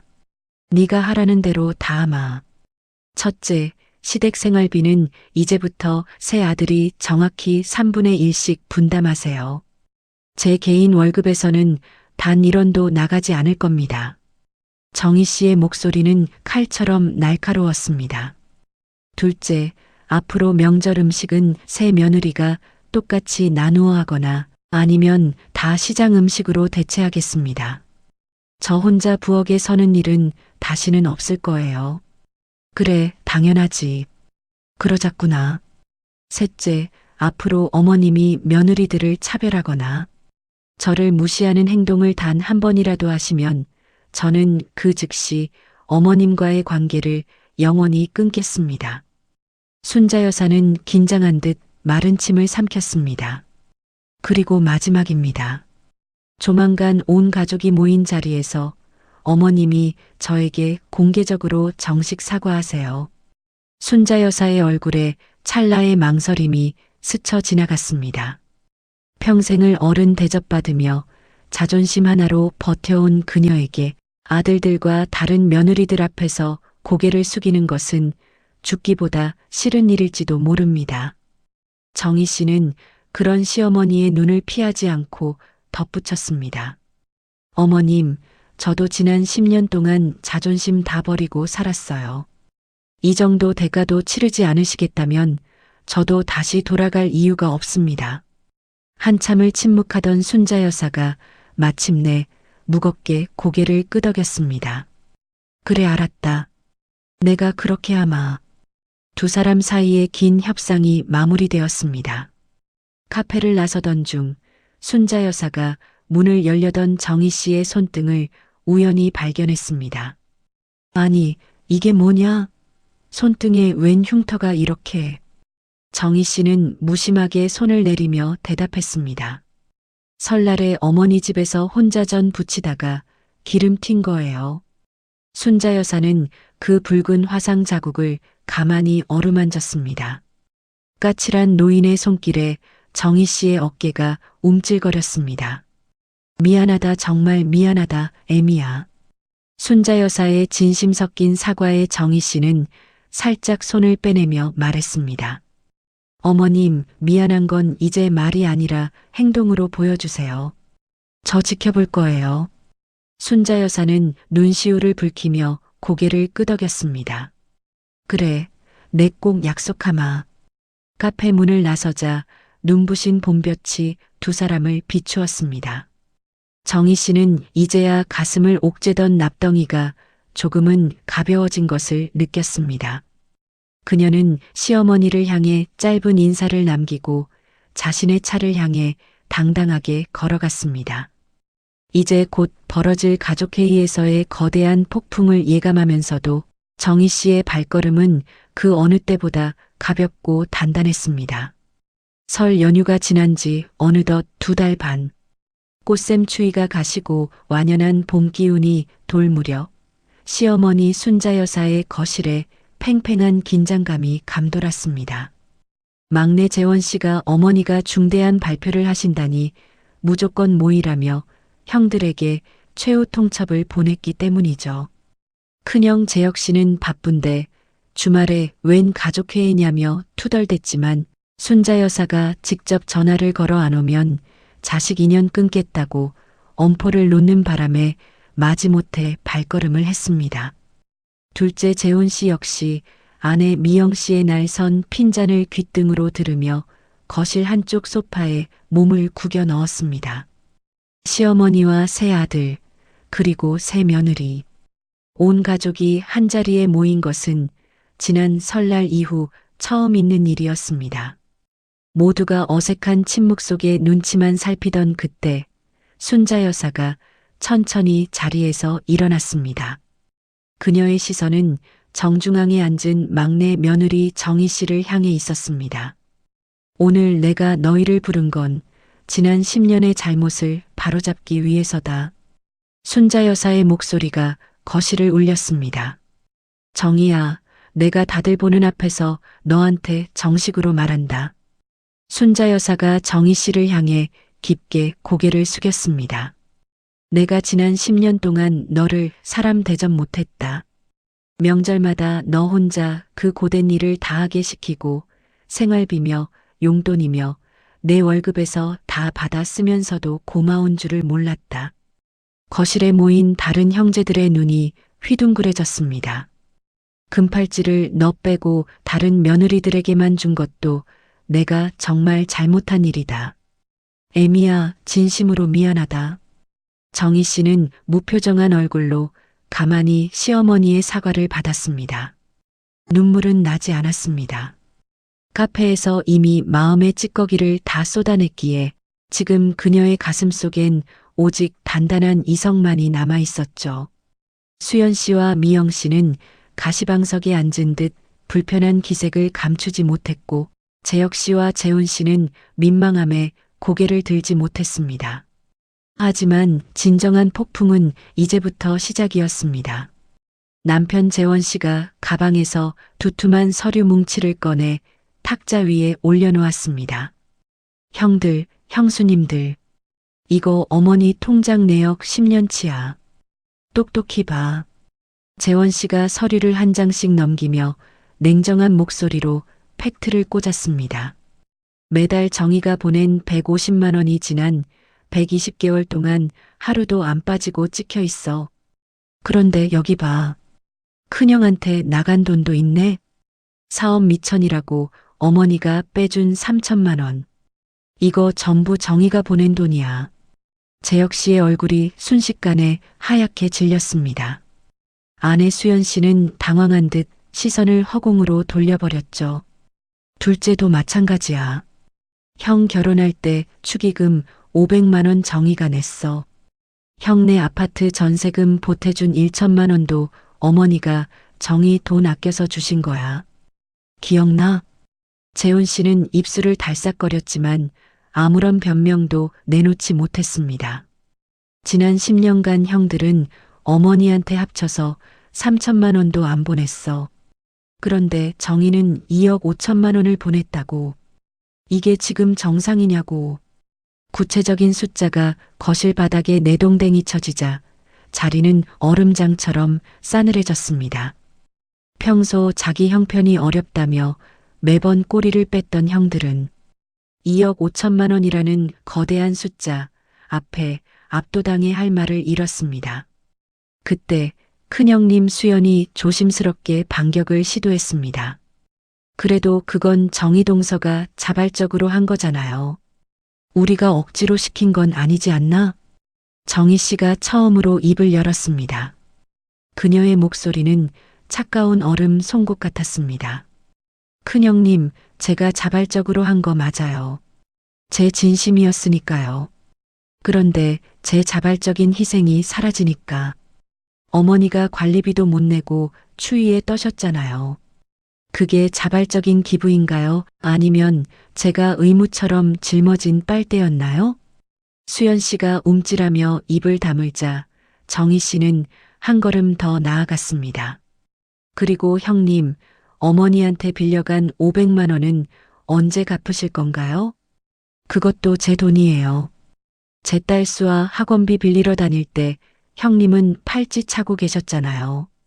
수연 씨의 얼굴이 순식간에 홍당무처럼 달아올랐습니다. 그건 사업이 좀 안정되면 갚으려고 했지. 형님 학원 작년에 확장하셨잖아요. 돈 잘 벌고 계신 거 다 아는데 양심이 있으시면 제 돈은 갚으셔야죠. 옆에서 눈치만 보던 순자 여사가 둘째 미영 씨를 향해 날선 질문을 던졌습니다. 미영아, 내 팔찌는 왜 팔았니? 미영 씨는 머뭇거리다가 기어들어가는 목소리로 대답했습니다. 급전이 필요해서 어쩔 수 없었어요. 재훈 씨가 아내 미영 씨를 쳐다보며 소리쳤습니다. 미영아, 너 그 팔찌 판 거 나한테 말도 안 했잖아. 오빠가 카드값 못 내니까 내가 해결하려고 그런 거 아니야. 오빠가 능력이 없으니까. 둘째 부부 사이에서 고성이 오가며 그들의 비루한 민낯이 온 가족 앞에 낱낱이 공개되었습니다. 아수라장이 된 거실을 정리한 건 정희 씨였습니다. 그녀는 가방에서 미리 준비해온 흰 종이 3장을 꺼내 탁자 위에 놓았습니다. 자, 이제 새로운 질서를 세워야죠. 저는 더 이상 이 집안의 지갑 노릇 안 합니다. 제안서에는 아주 명확하고 합리적인 내용이 담겨 있었습니다. 첫째, 어머니 생활비는 삼형제가 매달 50만 원씩 균등하게 분담할 것. 둘째, 명절 음식은 세 가정이 공동 준비하거나 출장 뷔페를 이용할 것. 셋째, 노동에 불참할 경우 해당 가정이 추가 분담금을 낼 것. 재혁 씨가 월 50만 원은 좀 부담스러운데 라며 말끝을 흐리자 순자 여사가 쐐기를 박았습니다. 재혁아, 10년 동안 막내 며느리가 내 목까지 다 냈다. 이제 네가 자식 노릇할 때 됐다. 토 달지 마라. 미영 씨가 우리는 50만 원 못 내요. 라고 항변하자 재원 씨가 비릿한 미소를 지으며 대꾸했습니다. 형수님, 금팔찌 팔아치울 여유는 있으시면서 어머니 생활비 50만 원이 없으세요? 미영 씨는 입술을 부들부들 떨며 입을 다물었습니다. 결국 삼형제는 정희 씨가 내민 합의서에 도장을 찍고 서명을 했습니다. 순자 여사가 마지막으로 정희 씨의 손을 잡으며 물었습니다. 정희야, 이거면 다시 돌아와 줄 수 있겠니? 정희 씨는 시어머니의 손을 가볍게 뿌리치지 않고 대답했습니다. 어머님, 저 어디 떠난 적 없어요. 다만 제 자리를 찾은 거예요. 이제 저를 며느리라는 기계가 아니라 사람으로 대우해 주세요. 가족회의가 끝나고 돌아가는 길, 큰 며느리 수연 씨는 차 안에서 남편 재혁 씨에게 소리를 질렀습니다. 당신은 동생 처한테 그런 모욕을 당하고도 가만히 있어? 바보야? 그럼 거기서 내가 무슨 말을 해? 재수 씨 말이 하나도 틀린 게 없는데 당신도 이제 정신 좀 차려. 재혁 씨의 외침에 수연 씨는 태어나서 처음으로 남편 앞에서 할 말을 잃었습니다. 둘째네 부부 역시 주차장에서부터 서로를 헐뜯으며 싸우기 바빴죠. 정희 씨와 재원 씨는 조용한 차 안에서 봄밤의 공기를 마셨습니다. 정희야, 오늘 정말 대단했어. 나 사실 좀 떨렸거든. 정희 씨는 창밖을 보며 옅은 미소를 지었습니다. 대단한 게 아니야, 여보. 10년 동안 할 말을 오늘 한 것뿐이야. 집에 도착해 잠든 수아의 이마에 뽀뽀를 해준 뒤 정희 씨는 안방 화장대 거울 앞에 섰습니다. 손등에는 아직 붉은 화상 자국이 남아 있었습니다. 명절마다 무너졌던 허리, 서러움에 밤새 울었던 그 얼굴이 거울 속에 있었습니다. 하지만 지금 거울 속의 서정희는 더 이상 고개를 숙이고 있지 않았습니다. 그녀는 당당하게 고개를 들고 10년 만에 되찾은 자신의 이름을 축하하며 스스로에게 작게 미소 지었습니다. 길고 길었던 호구 며느리의 계절이 가고 비로소 정희 씨의 인생에 따뜻한 봄이 시작되고 있었습니다. 설 연휴의 폭풍이 지나가고 어느덧 3개월. 차가웠던 바람 끝에 따스한 봄 기운이 묻어나는 계절이 왔습니다. 시댁의 풍경은 예전과는 사뭇 다른 질서로 평온을 되찾았죠. 새 아들이 매달 50만 원씩 생활비를 분담하기 시작하면서 시어머니 순자 여사의 통장은 비로소 안정을 찾았습니다. 하지만 경제적인 안정보다 더 놀라운 건 순자 여사의 태도 변화였습니다. 어느 날 오후 정희 씨의 핸드폰으로 시어머니의 전화가 걸려왔습니다. 응, 정희야. 밥 먹었어? 수화기 너머로 들려온 그 짧은 한마디에 정희 씨는 잠시 멍해졌습니다. 지난 10년 동안 시어머니는 단 한 번도 정희 씨의 안부를 물어본 적이 없었기 때문이죠. 늘 용건만 간단히 혹은 돈과 일 이야기뿐이었던 시어머니가 처음으로 며느리의 끼니를 챙긴 것입니다. 정희 씨는 그제야 깨달았습니다. 당연하게 여겼던 것들이 사라지고 나서야 시어머니도 상대를 사람으로 보는 법을 배우고 있다는 사실을요. 큰형님 수연 씨의 태도도 달라졌습니다. 시어머니에게 빌렸던 500만 원을 3개월 분할로 상환하기 시작한 그녀는 더 이상 시어머니 앞에서 화려한 아부를 떨지 않았습니다. 오히려 어머니, 저희도 애들 학원비에 대출금에 사정이 빠듯해요라며 적당한 선을 긋고 거리를 두기 시작했죠. 정희 씨를 만날 때면 여전히 금팔찌를 차고는 있었지만 의식적으로 소매를 길게 내려 팔찌를 감추는 기색이 역력했습니다. 작은 형님 미영 씨는 팔찌를 처분한 사실 때문에 시어머니와 여전히 서먹한 사이였습니다. 남편 재훈 씨와의 사이도 삐걱거렸지만 약속된 50만 원의 생활비 분담만큼은 어기지 않고 이행하고 있었죠. 가장 큰 변화는 남편 재원 씨였습니다. 그는 주말마다 소파에 누워 있는 대신 수아의 손을 잡고 공원에 가거나 키즈카페에서 시간을 보냈습니다. 퇴근 후 정희 씨에게 다가와 여보, 오늘 저녁은 내가 차려볼까? 라고 자연스럽게 묻기도 했죠. 완벽한 요리 실력은 아니었지만 아내의 고단을 나누려는 그의 진심은 정희 씨에게 고스란히 전달되었습니다. 정희 씨는 그동안 시댁 생활비로 나갔을 돈을 모아 친정 부모님을 모시고 제주도 3박 4일 여행을 떠났습니다. 공항 로비에서 친정 엄마는 정희 씨의 손을 꼭 잡았습니다. 우리 딸 해외여행은 못 시켜줘도 제주도라도 데려다 주네. 엄마 이게 꿈이야 생시야. 곁에 있던 친정 아버지는 젖은 목소리로 나직하게 말했습니다. 딸아, 아빠가 미안하다. 진작에 시집 보낼 때 좀 더 강하게 키울 걸 너 혼자 그 고생을 하는 줄도 모르고. 정희 씨는 아버지의 거친 손을 맞잡으며 환하게 웃었습니다. 아빠 무슨 소리야? 아빠 딸이라서 그 10년을 버틴 거야. 이제 걱정 마. 나 제대로 살 거니까.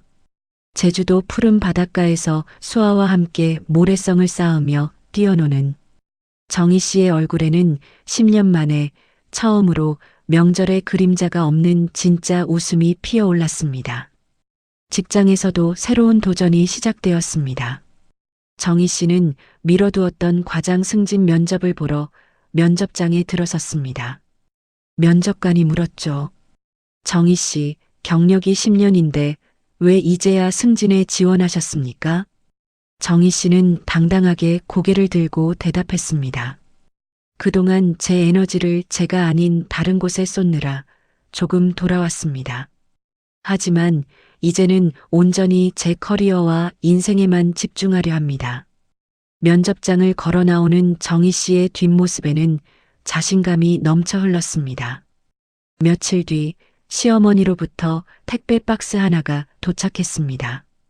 그 안에는 낡은 종이에 쌓인 작은 금반지 하나와 비뚤비뚤한 글씨의 편지가 들어 있었습니다.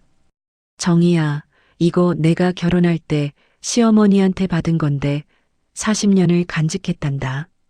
그때 나도 막내 며느리로 고생하면서 이 반지 하나가 큰 위안이었어. 이제 너한테 주마. 그동안 미안했다. 그리고 고맙다. 정희 씨는 반지를 손바닥에 올리고 복잡한 감정에 휩싸였습니다. 수연 씨의 화려한 금팔찌보다 훨씬 무겁고 값진 시어머니가 건넨 생의 첫 진심이었기 때문입니다. 그리고 맞이한 시아버지의 첫 제사. 풍경은 이전과는 완전히 달랐습니다. 사상 처음으로 새 며느리가 공동으로 참여하는 제사가 열렸죠. 큰형님 수연 씨가 서툰 손놀림으로 전을 붙이다 뜨거운 기름이 튀자 비명을 질렀습니다. 어머, 뜨거워. 정희 씨는 조용히 찬물을 가져다 주며 말했습니다. 큰언니, 이게 지난 10년 동안 매년 제 일상이었어요. 수연 씨는 멋쩍은 듯 웃었지만 처음으로 정희 씨가 견뎌온 노동의 무게를 온몸으로 실감하는 표정이었습니다. 작은 형님 미영 씨는 나무를 묻히며 정희 씨에게 물었습니다. 동서, 이거 소금을 좀 더 넣어야 할까? 간이 잘 안 맞네. 미영 씨, 소금 한 꼬집만 더 넣으면 돼요. 서먹함은 남아 있었지만 처음으로 부엌에 세 사람이 함께 서 있는 광경은 낯설면서도 평화로웠습니다. 시어머니도 직접 갈비찜 냄비 앞에 서서 소매를 걷어붙였습니다. 갈비찜만큼은 내가 해야지. 아직 내 손맛이 제일 낫다. 거실에서는 재원 씨가 설거지통 앞에 섰고 형들도 마지못해 상을 치우며 거들었습니다. 큰아주버님이 서툴게 그릇을 들다 접시 하나를 깼지만 누구도 타박하지 않고 함께 웃음을 터뜨렸습니다. 어색하지만 10년 만에 처음으로 모두가 함께 준비하는 명절 같은 제사였습니다. 모든 정리가 끝난 뒤 정희 씨는 시댁 부엌에 잠시 혼자 서보았습니다. 더 이상 기름찌든 냄새가 배지 않은 깨끗하고 단정한 자신의 옷을 내려다보았습니다. 10년 전 이 부엌에서 처음 전을 부쳤을 때 나는 착한 며느리가 되고 싶었다. 인정받고 싶었고 사랑받고 싶었다. 하지만 착함은 무기가 아니었다. 그건 나를 갉아먹는 도구일 뿐이었다. 호구 며느리를 폐업한 그날 나는 처음으로 내 삶의 문을 열었다. 대접받고 싶으면 사람을 차별하지 마세요. 누군가의 착함을 당연하게 여기지 마세요. 정희 씨는 거실에서 들려오는 가족들의 웃음소리를 들으며 조용히 미소 지었습니다. 지금 이 부엌에는 새 며느리의 웃음소리가 들린다. 완벽하지 않아도 적어도 나는 이제 혼자가 아니다. 나는 오늘도 전을 부친다. 하지만 이번엔 내가 원해서 내 마음이 시켜서 부친다. 부엌을 나온 정희 씨에게 수아가 달려와 안겼습니다. 엄마, 시어머니 순자 여사가 수아를 향해 인자하게 손을 내밀었습니다. 수아야, 할머니한테 와봐. 할머니가 맛있는 떡 줄게. 수아가 할머니에게 달려가는 모습을 보며 정희 씨는 깊고 편안한 숨을 내쉬었습니다. 완벽한 결말은 아니더라도 서로를 사람으로 대우하며 살아가는 새로운 시작이었습니다. 내레이션입니다. 착한 며느리는 폐업했습니다. 하지만 서정이라는 한 사람의 인생은 오늘 비로소 개업했습니다. 긴 시간 함께 해주셔서 감사합니다. 여러분의 삶에도 당당하고 따뜻한 봄날이 찾아오길 응원하겠습니다. 오늘 이야기가 공감이 되셨다면 구독과 좋아요, 그리고 알림 설정까지 부탁드립니다. 여러분의 응원은 더 좋은 사연으로 찾아뵙는 큰 힘이 됩니다. 시청해주셔서 감사합니다.